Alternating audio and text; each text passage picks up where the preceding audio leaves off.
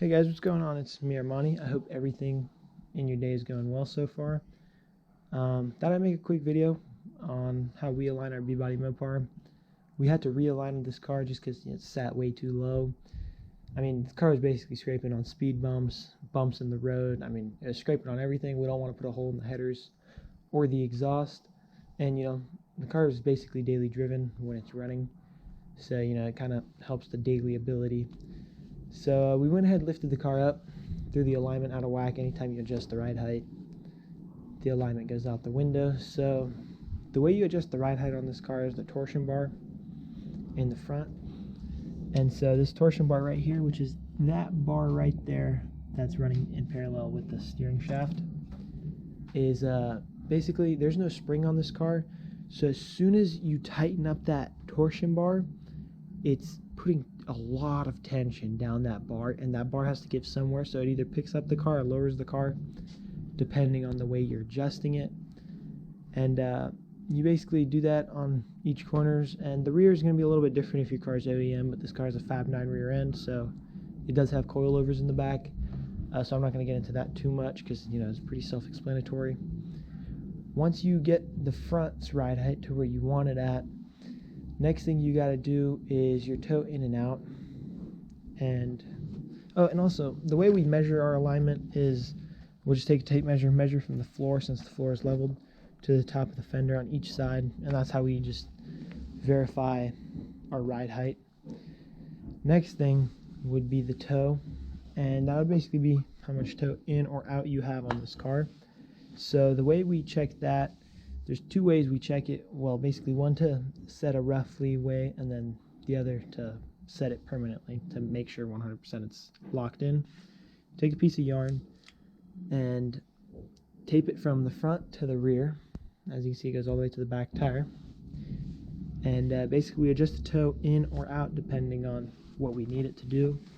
And we just make the tire just barely touch this yarn.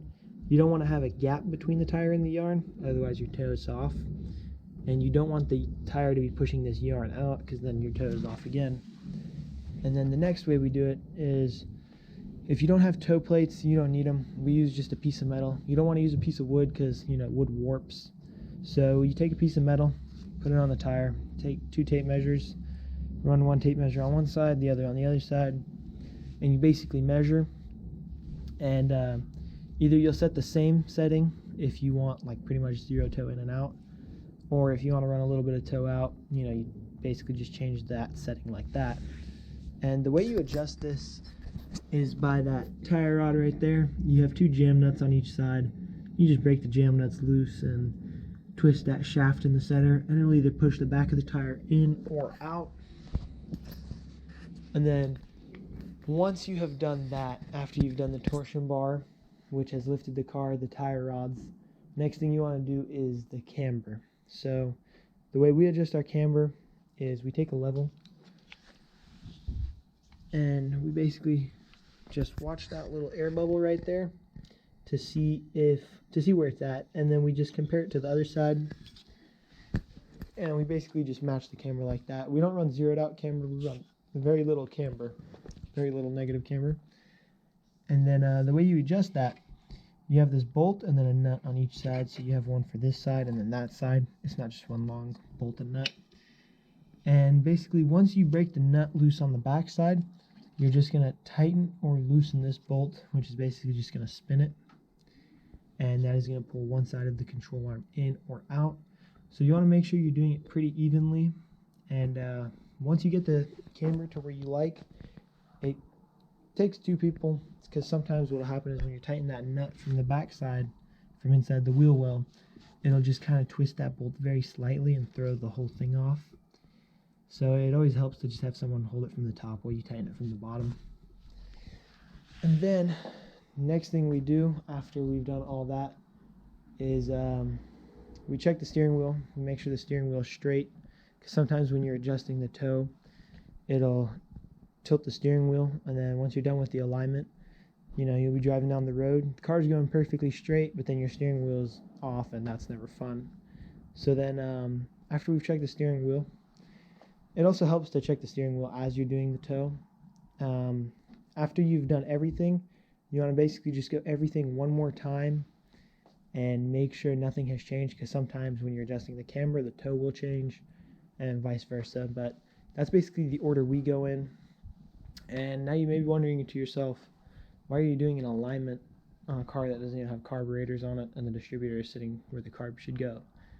And short story for that is we're throwing a Holley EFI system on this car, which I have a video coming up on that. But we're basically just waiting for the carbs to come in. They sent us a defective unit. We shipped them back, and we're just waiting for the new ones to come in. They're on back order. Next thing, we have no alternator. We're throwing a new alternator in the car. And by this point, you may or may not have realized we also have mismatched valve covers. And if you know anything about these valve covers, these are like the holy grail. These are Keith Black OEM like 60s and 70s valve covers. These valve covers have never been bolted on a car. I mean, these are like the cleanest Keith Black valve covers you could probably find.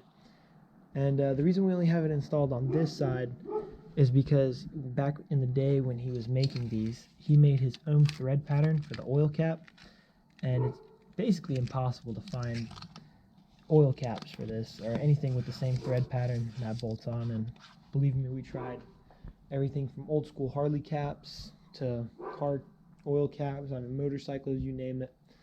One thing we had to do to make this valve cover clear is we had to just cut a section out of this tower right here, and we welded in a piece from the back, and we hit it with filler, repainted the whole thing.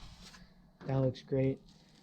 And you probably guessed by now, the passenger side valve cover is at a CNC shop in California, and he is custom 3D printing us, or CNC cutting us, valve cover caps. So we're waiting on that to come back. The EFI system should be coming in soon. The alternator should be coming in soon, and then the valve cover should be coming back soon with some caps. And I mean, that's pretty much a wrap on this video. I hope you guys enjoyed. Make sure to leave a like and subscribe. Let me know in the comments if I missed anything or if you guys do anything different. With that being said, just make sure you stay tuned for any more videos in the future, and I hope you guys have a great rest of the day.